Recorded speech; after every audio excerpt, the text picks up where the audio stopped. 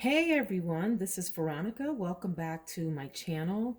And I'm doing my daily scent and makeup of the day video upload. Glad you are joining. It is another cold day here in Central Virginia. I don't think we're going to get above about 30 degrees.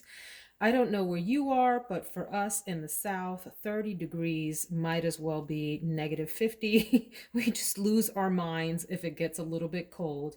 You know, I'm originally from New York and I remember some really, really bad cold weather there. And this doesn't compare, but it doesn't matter. You kind of acclimate to wherever you are. So for us, like 30 degrees here in Central Virginia feels like, the Arctic has descended upon us. Yesterday's scent of the day was this Ice Queen scent, Balenciaga Paris. Go check out that video. It ended up being a really lovely scent throughout the day. I enjoyed it. It is a cold, violet forward scent, and it doesn't have a lot of warmth. So I think I'm going to go the other direction today and go for something that is in fact really warm. And I have butchered the name of this house in previous videos. So for those of you that are perfumists, fragrance fanatics, frag heads as they're called or whatever, forgive me, okay? I'm learning. I've had this in my collection for a while, just didn't know how to say the name of the house. And it's Serge Lutens. I'm going for Chergui today. And this is word of caution to the wise. Well, let me start off by saying this is a unisex fragrance. Men and women can wear this. It leans neither feminine nor masculine, if you ask me. It is, in my mind, a warm, gourmandy kind of scent. And my word of caution is about the juice. You see how dark it is? And so my advice would be not to spray that on your clothes, only spray that on your body. This has amber, sweet, tobacco, and honey main accords. It's considered an oriental spicy, but it reads a little bit gourmand to me because there's something sort of sweet about it. It's got tobacco leaf in it. It has honey and amber, hay, incense, sandalwood, iris, musk, and rose. I find it to be a very warm fragrance. It is incredibly long lasting on me, and it has some nice sillage to it if that's important to you. Um, I like to play around with layering, and so I could leave this alone. This is a really beautiful fragrance on its own, a warm, inviting, cozy fragrance on its own. But I do like to play around and layer fragrances just to see what I can get. And so I'm gonna spray this on my pulse points, and then on my wrists, I've already sampled two different combinations with Serge Lutens Chergui. On my right wrist, I layered it with this absolutely gorgeous, check out the bottle, you guys, love it, Habanita from the house of Molinard. And then on my left wrist, I layered it with one of its cousins from its house, and that's Datura Noir from the house of Serge Lutens. The difference in labels have to do, I believe, with when they were produced. One is a newer label and one is an older label, and I can't figure out which. I've been trying to look it up online and I've had trouble with that. So if you're familiar with Serge Lutens and you know the difference, please let me know. I think this is the newer label from what I could figure out, but I was having trouble based on what I read, kind of making heads or tails of the difference. So I love to read the reviews for fragrances on Fragrantica. In fact, sometimes I stay up way too late into the evening hours when I should be sleeping, checking out how fragrance fanatics have described various scents. The descriptions are always so poetic. But about Chergui, one reviewer writes, there's a kind of duality to Chergui. The tobacco and incense pull dark, dry, and serious, while the honey and hay have a sweet, vital, almost chewy moistness to them. And I think that that's right on. It's both. It's both dark and sort of a little bit mysterious, but it's also sweet. And I love that word, chewy. It has a chewy moistness to it, almost like you could bite into it if it was a little bit of food. So it does have a strong tobacco note, and that honey note comes forward quite strongly as well.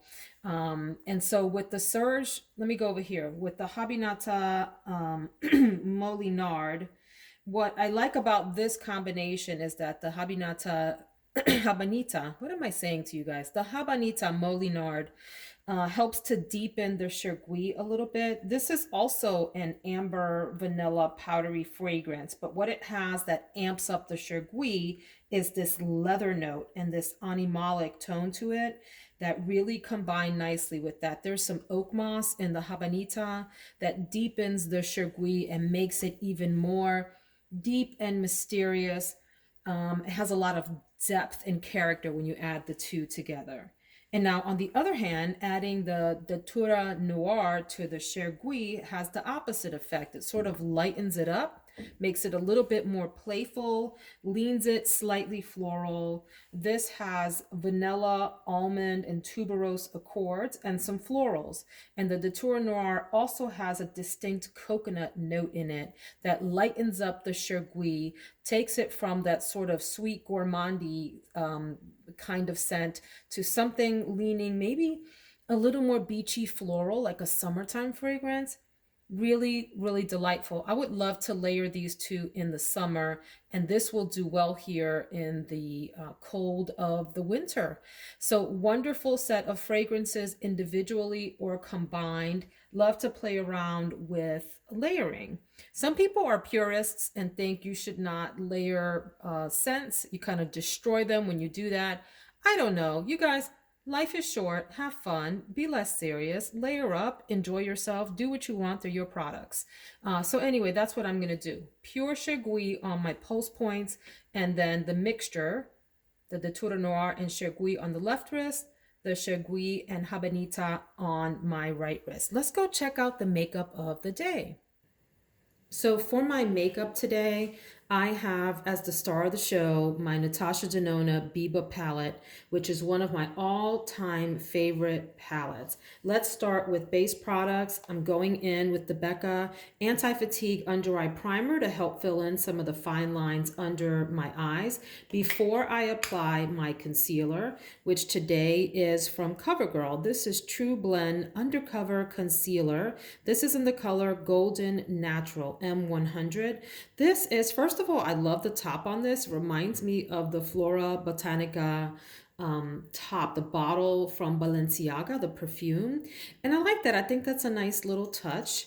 And this is a really full coverage concealer that is a great drugstore option. You want to take your finger and just sort of tap it out. Performs really well, lasts most of the day, doesn't crease on me, but really quickly, the key to creasing or non-creasing concealer for me, as I always say, is make sure that your under eyes are very moisturized. Okay, if you have to go in with one layer of moisture or moisturizer rather, go have your cup of coffee, do something around the house, come back and apply a second layer. Make sure that it's nice and moisturized under your eyes, and then do something like this concealer here, this primer rather, to help fill in. It acts like a putty that fills in the fine lines. Then go in lightly with your concealer.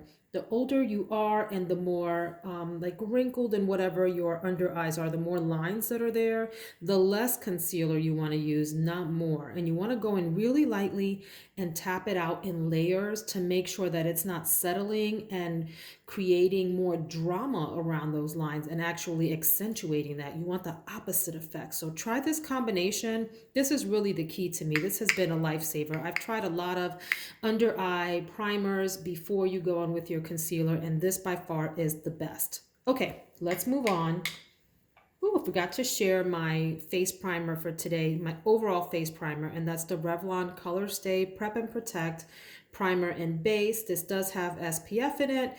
As I've said before, I don't think I would repurchase this. It has been a solid performer, and it's affordable drugstore option. This is under $10 and it lasts a long time. I've had this for a while and it's been going strong, and I still have maybe like a third to a quarter of this, but I've had it for months. It performs well. What I don't like about it is that you have to buff out when you first put it on, because it does leave this sort of white cast that I just find really annoying. But it does, as you might be able to see there, help to blur out the imperfections in the skin. So in that sense, it's a winner. My foundation today is going to be the Studio Skin 24-Hour Wear Hydrating Foundation from Smashbox. This is considered oil-free, and I have mine in light medium with an undertone of warm.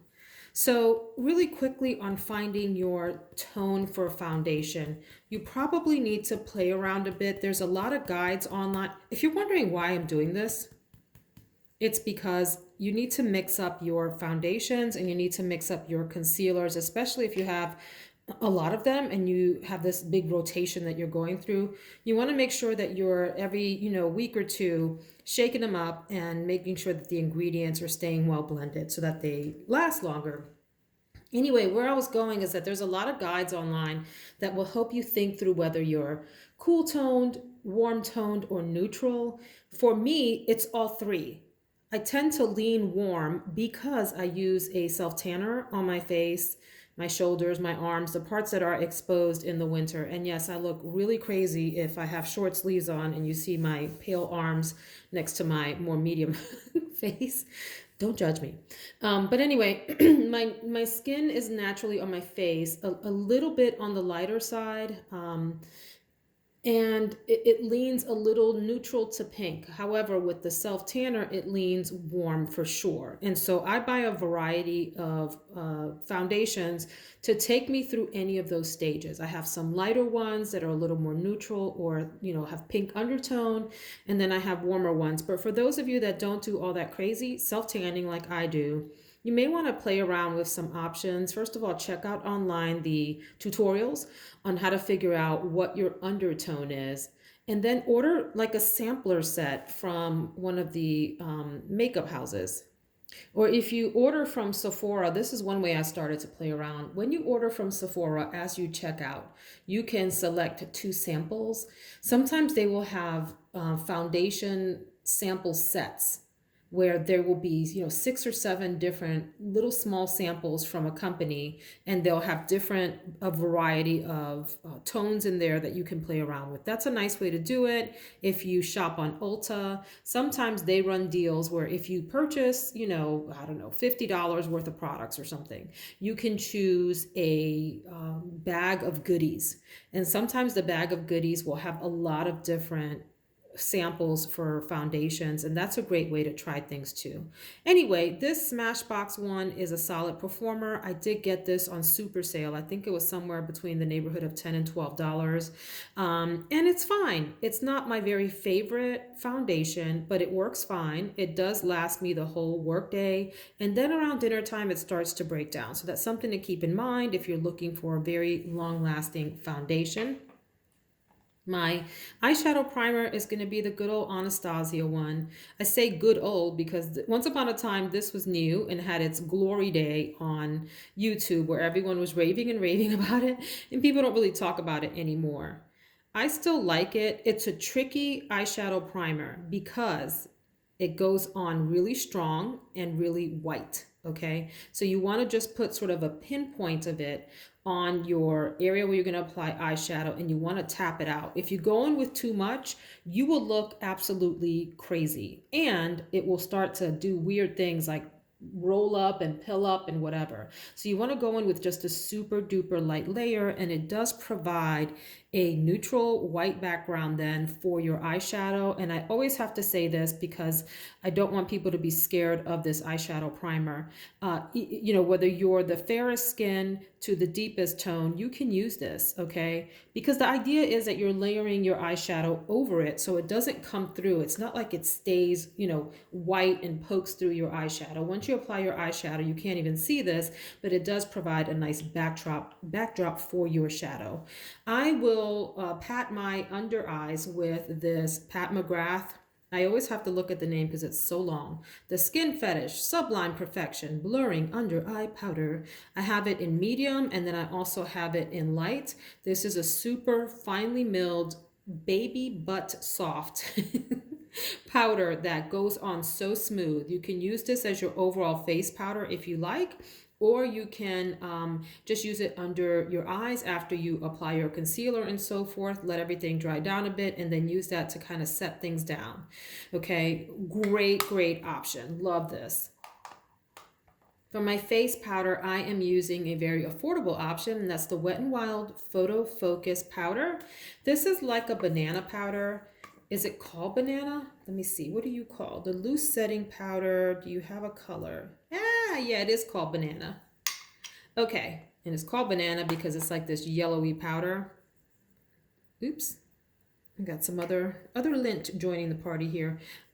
This is a great drugstore option for a setting powder for your face. I think this is in the $5 to $7 range, and it's nicely, you know, milled. Maybe not my very favorite face powder, but a solid contender and one that I would probably repurchase if I ran out of this. What I love about these face powders is they go on and on and on forever. They last so long. So I've had this for well over a year, maybe a year and a half at this point. I dip into it maybe once a week, and it's still going strong, almost at full. You know, maybe just a little bit under that. So anyway, that's the Wet n Wild Photo Focus Banana. Oh, I'm so silly. It says banana right on the top. Maybe it's going to be one of those days, you guys. Okay, before I talk about the eyeshadow palette, I am going to do a little bit of contouring with the KEVYN AUCOIN Contour Book Volume 3, gifted to me by my little sister for Christmas. And this is what it looks like. I've been eyeballing this, you guys, for forever and put it on my Christmas wish list, and my little sister picked it up for me. It has 3 sculpting, what they call sculpting powders here in different tones. This is the light, medium, and deep. So you can use these to sculpt. Maybe this medium mixed with the deep could be a nice little bronzer if you go in light. But they are nice powders. They behave well, they go on smoothly, and they perform well during the day. It also has this gradation of blush that has a little bit more sparkly, lighter tone on this end, a pinky tone, and then a brown tone. Or you can swirl your brush around in it if you like. Whatever is your pleasure. Let me swirl so you get a sense of what that color is like. So it's this really pinky blush with just like a hint of peach. Slight hint, but it does lean cool, so keep that in mind if that matters to you. If you prefer warm, maybe this isn't for you. And then it has 2 highlighters, Beam. The highlighters are not my favorite, I need to admit, and Flash. They're okay. Why are they just okay? Well, I like for my highlighters to feel a little bit more moist. I know that sounds crazy, but these are a little powdery for me, so I don't play with them a whole lot. They're not powdery in the sense that they kick up. They don't. I mean, they sit down really nicely, but I like for my highlighters to be a little bit more dewy. These are subdued, so dewy and moist. How's that for some descriptive words? Dewy and moist highlighter. So anyway, that's the KEVYN AUCOIN Contour Book Volume 3. I will, for my bronzer, actually use this NARS, I just have to look at the name, Summer Lights Face Palette. There's a night palette too. There's a day palette and a night palette. This is the day palette, and I really like this. Actually, let me show you the night palette. I don't know that these are made anymore. There's the night palette, okay? And the day palette looks like that, okay? I will go in with this bronzer and use that over top of the sculpt. So I'll do the sculpting first, and then a little bit higher up on my cheeks, I use a little bit of bronzer and also put that around my forehead, just around the edges of my face. And I may even use this highlighter. Let's see. See, this feels a little creamier, okay? So that's what I mean by the moist thing. Sorry, KEVYN AUCOIN. And here's the bronzer, which you'll notice is a lot warmer than those cool tones. Does that make sense? A lot warmer than those cool tones. Okay, and so anyway, this palette is really cool. It has these eyeshadow shades as well. So this is like a great face palette to take on vacation, or if you just want something in your purse to touch up during the day or deepen like a crease if you have eyeshadows that fade. This is a good choice. And then the night version is the same thing, except with some deeper colors. Isn't that pretty, those purpley tones in there? All right, let's move along. I am going to, on my eyes, use my beloved Pat McGrath Dark Star Mascara, which has the kind of wand that I like. See that hourglass shape? That works really well with my eye shape. I have maybe an almond eye shape or a little bit bigger than that. And I need a wand that can go the whole span of my eyelashes and really help lift them and keep them in place. This is a strong performer. A quick tip about mascara: apply it, put your little coats on, give it a quick second or two to dry, and then take your finger and literally push from underneath your eyelashes. Push them up. By the way, make sure you're curling your eyelashes before you even go in. I have, my eyelash curler is from Shiseido. I've tried different ones. You have to play around because they're different shapes. So different shapes work for different eyes. I used to have the Revlon one and then realized when I got this Shiseido one that I was doing it wrong all along. This is really fantastic for my eye shape and grabs the entire lash from side to side. And I use it, you know, go down to the base and just kind of pump it a little bit and then release slightly, go up the shaft of your eyelashes just a little bit and pump again. Anyway, do that before you go in with your mascara. And then after your mascara starts to dry, take this part of your finger and just from underneath, push your eyelashes up and give them a little bit more lift. And then if you really want to get bold, after it's totally dried down, go back in with your eyelash curler and just give it a really, really light zhuzh, okay? And that will set your eyelashes in place for the day and keep them lifted. And I will use the Benefit Precisely My Brow Pencil in 3.5. Nice brown color. My eyebrows are actually darker than that, but I find if I go in with a pencil that is the color of my eyebrows, it actually looks crazy. I'll look like, I think his name is Eugene Levy on Schitt's Creek, or his son Dan Levy. You know, they have those really super thick structural eyebrows. I look like that and I feel a little crazy when I do that. Really quickly, I wanted to share the MAC Extended Play Giga Black Lash, which is great for your bottom lashes. It's this fine little brush here. Mel Thompson turned me on to this. Mel Thompson is a YouTuber that does makeup. You should check her out and look up her video specifically. She did it maybe 2 years ago, where she shows you how she makes her eyes look bigger with makeup and how you can use makeup to actually, you can do it wrong and make your eyes look a lot smaller. Great video. I'll link it if I can. No, I'm not going to link it. Let me stop lying. I'm not going to link in this specific video because I don't have time today, but check it out. Anyway, and she also does another video on how she works on her eyelashes. Now she's got this whole super long routine that I don't have time for, but she talks about using this on her lower lashes, which is nice. On the lips, I'm going to go in with 1993 from Urban Decay, their 24/7 Glide On Lip Pencil. Where were you in 1993? I was graduating from high school and heading to college. Really young and totally full of myself. Can anyone relate? So it's this beautiful brown neutral color. Love that color. And I love those pencils. They go on really easy and behave well. And then I'm going in on my lipstick with the Urban Decay cream lipstick in the color Backseat. We're not going to talk about that name, Backseat. But look at that.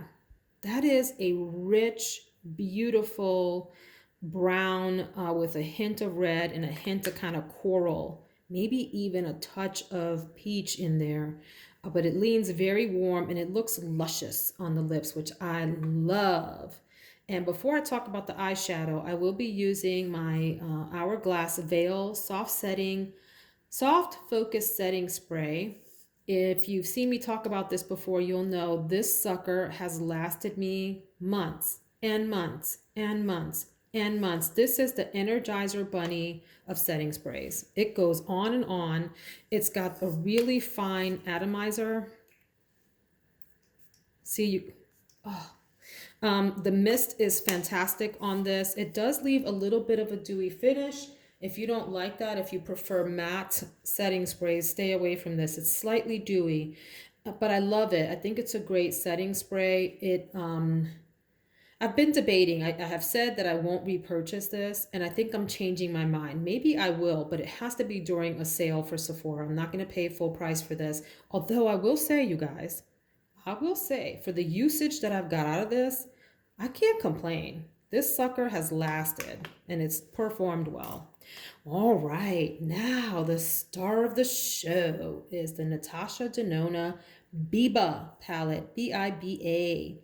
This is her all neutral palette, as she lets us know with her labeling here on the front.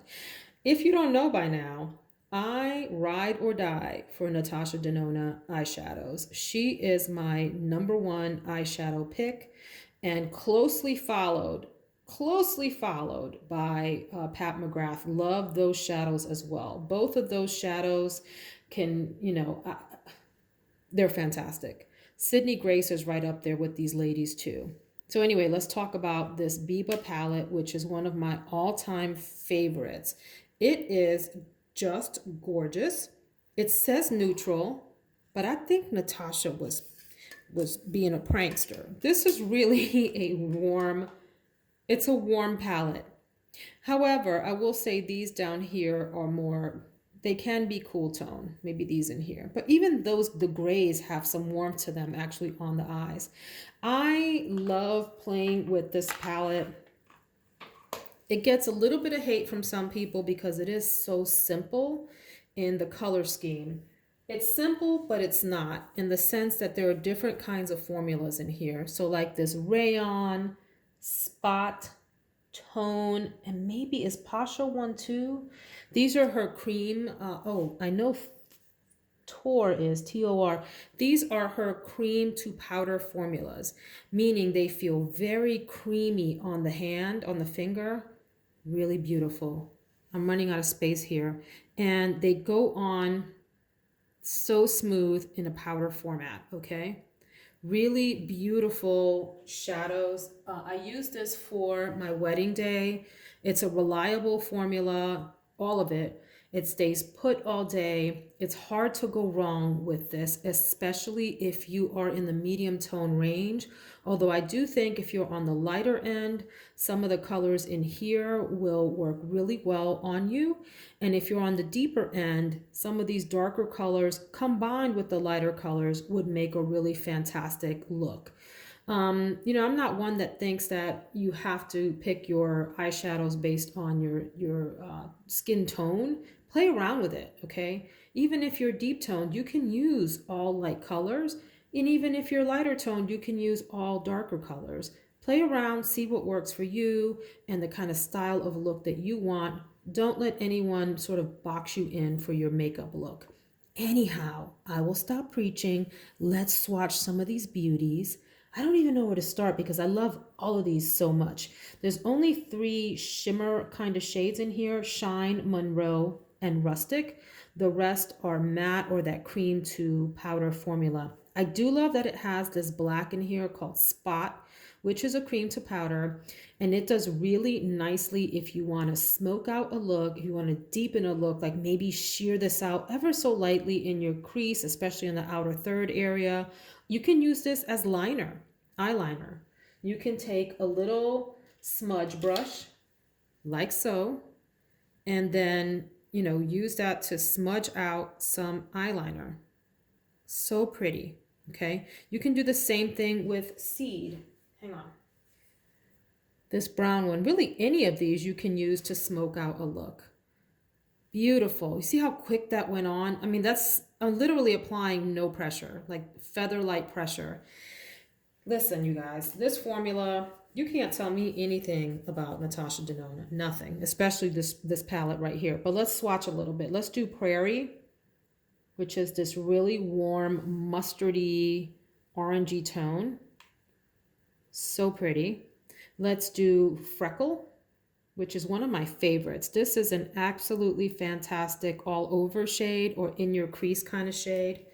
Let's do Buff, which leans a little bit even warmer than those and has a more reddish tone to it.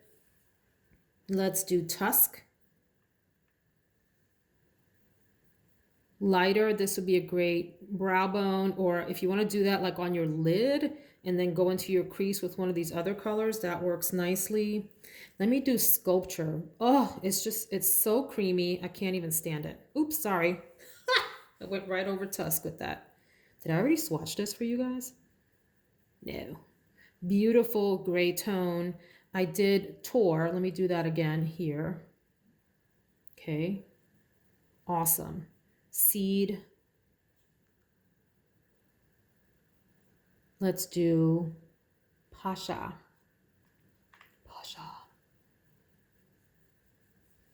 These are a dream, okay? I think that, like, when I think about the matte palette that Mario came out with, he is the makeup artist for Kim Kardashian, and I always forget his last name. It starts with a D. I feel like this is what he was trying to get at with his matte palette. And I don't take anything away from his palette, but this just, it does it all. Let me do the shimmer shades for you guys real quick. This is Rustic. Oh my God, just creamy and beautiful. Goes on really smooth. Monroe, this sort of champagne-y, goldy color. And then Shine, which is a little bit deeper of a gold color with a little bit more shimmer to it. So really, really fantastic shades. I think that's most of the shades. I might have missed one or two. But this palette right here, you guys, is everything. I love it. I never want to be without it. If I ever hear that it's being discontinued, I will probably stock up on 5, 6, 7, 8, 9, 10 of these so I don't run out of it. And if I had to choose a palette to take to a deserted island with me, this would be on that list for sure. For sure. Absolutely beautiful looks. If you'd like to see the finished look, I encourage you to come on over to Instagram. My handle there is Veronica Says All, one word, Veronica Says All, and check out the looks. And if you like, follow me and I'll follow you back and we'll check out each other's looks, perfume choices or whatever, other pictures from day to day. Hope you all have a really great day. If you enjoyed this, please hit that subscribe button so that we can hang out again and check out scents, check out makeup, check out life, talk about the weather, drink coffee together or whatever. Have a blessed day.